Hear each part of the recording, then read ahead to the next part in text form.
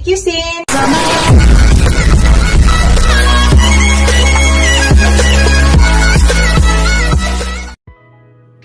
Hello guys! Today's video guys, I want to share with you. Magluluto po ako ng shrimp. Ito na po yung aking shrimp. Kung makita nyo, yan na po. Ang ginawa ko guys, nilinis ko po siya. Tapos yan, ginanyan ko lang po. Yan, nilinis. Iniwan ko po yung ulo at malinis na malinis po. So, ang gawin ko guys, una, imamarinate. Ngayon guys, ganun ang nakikita nyo. Maglalagay po muna ako ng sesame. Yan. Sesame oil guys. Andito pa lang tayo sa marinate guys ha. Minamarinate pa lang natin to. So, after, maglagay muna ako ng konting garlic. Yan. Ingat lang kasi ganito lang pagkahiwa ko sa garlic guys. Hindi ko po siya nilakihan. Ingat lang kasi baka masugat kayo. Matalas po yan. Ganyan lang pagka-slice ko guys. Yan. Imamarinate po natin siya ng 20 minutes para mag-absorb ang lasa. Sunod, maglagay po ako ng asin.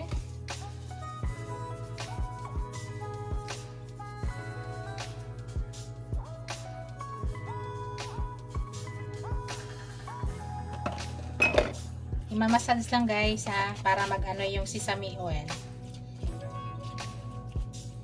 Para mag-spread din yung asin nga nilagay natin. Para maiba naman po yung lasa ng ating kinakain. And next, ang gawin natin, lalagyan po natin siya ng ground black pepper. Spicy to guys ha. Spicy ang version dito.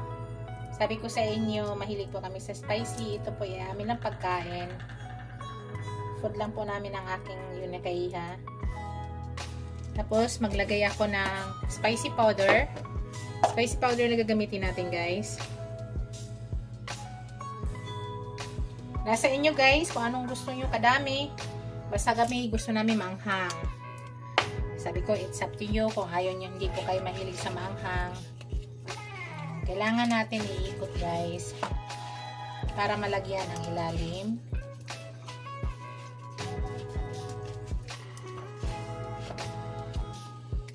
So, i-marinate natin siya ng 20 minutes before po natin i-cook.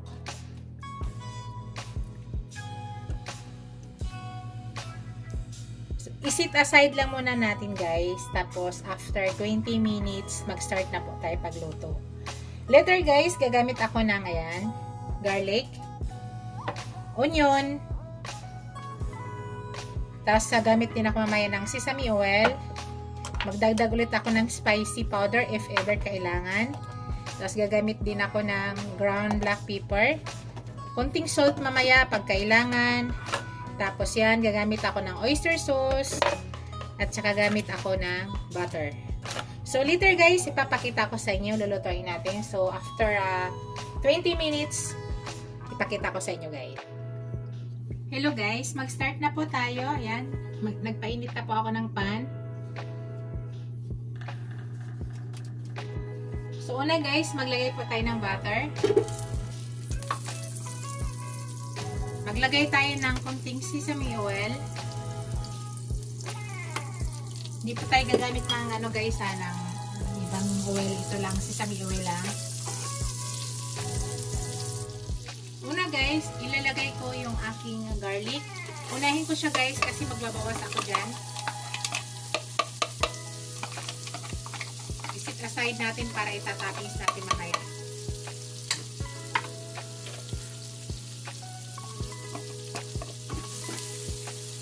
Kaya ko siya inuuna.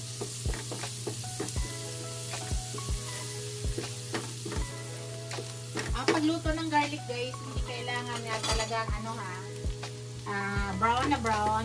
Pag mag light brown na siya at naamoy na yung aroma, okay na po yan. Ayaw kasi nasusunog ang garlic guys. Yan, magkukuha na ako dito guys Sit aside na ako dito. Sabi ko sa inyo, ayaw ko nasusunog ang aking garlic.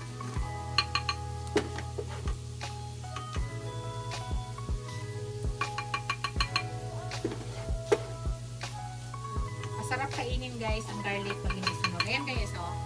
Pag ganyan na guys, Ganyan okay na siya. So, ilagay na natin yung ating onion.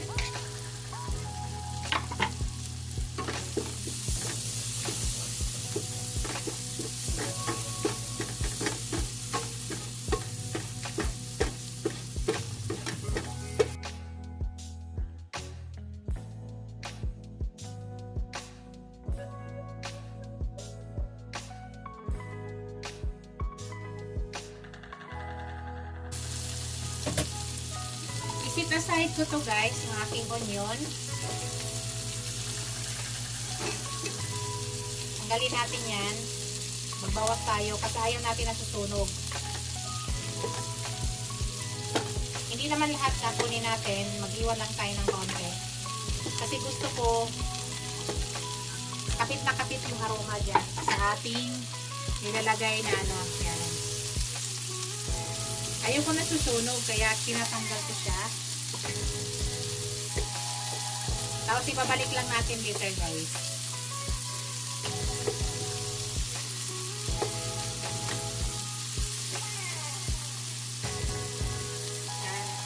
Kapit na ang lasa nito guys kasi naka 20 minutes po tayo. 20 minutes natin siya binabad.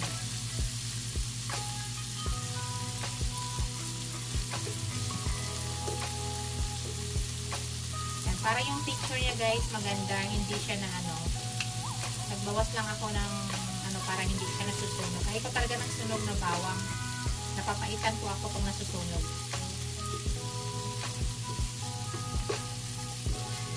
Yan. Silagay natin yung iba.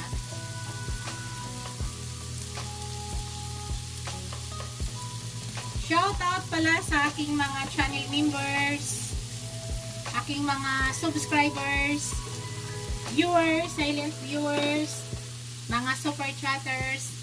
Maraming salamat guys sa walang sawang suporta nyo sa aking channel. Thank you very much guys.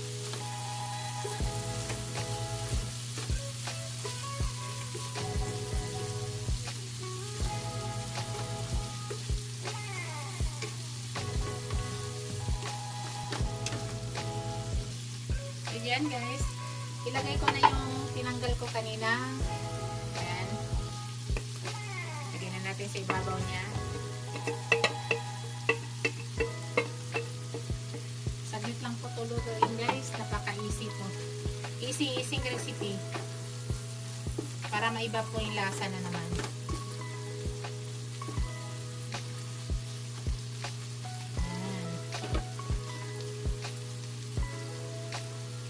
So, hayaan na muna natin.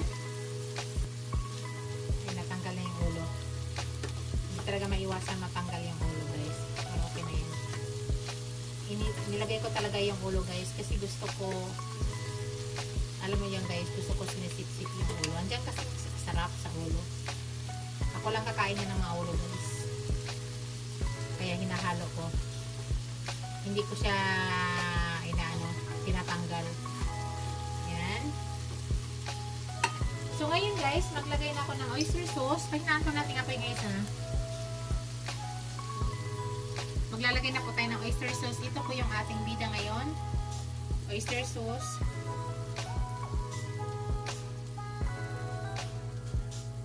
Yan. Kunting-kunting tubig guys ha. Ito yung sa pinagmarekta natin.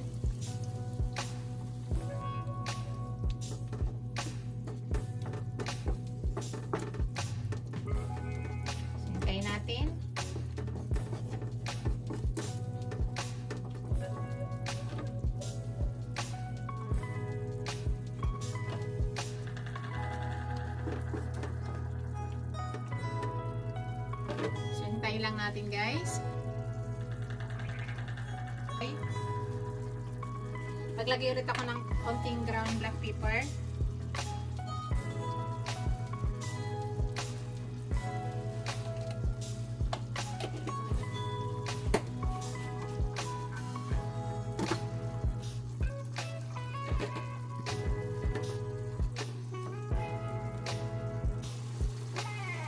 Ayan guys, malapit na yan guys.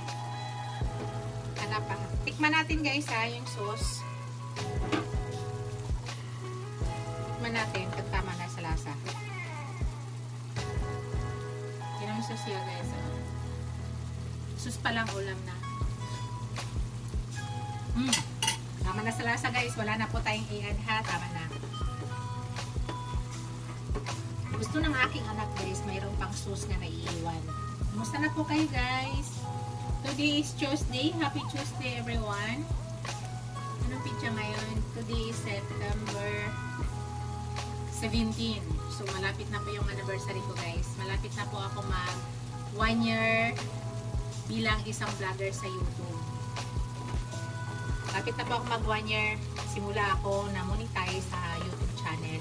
Yun, kung nakita nyo yung premiere ko guys, yun po yung aking konting mensahe para sa aking anniversary sa aking YouTube. Yan guys, papatayin na po natin guys. Yan na po yung ating finished product guys. Yan, yum na guys. Yan, ready to serve na yan guys. Yan, gusto namin medyo ma-juicy siya. Yan, nakita niyo guys. Yan. Sarap. Medyo matamis at maanghang-anghang.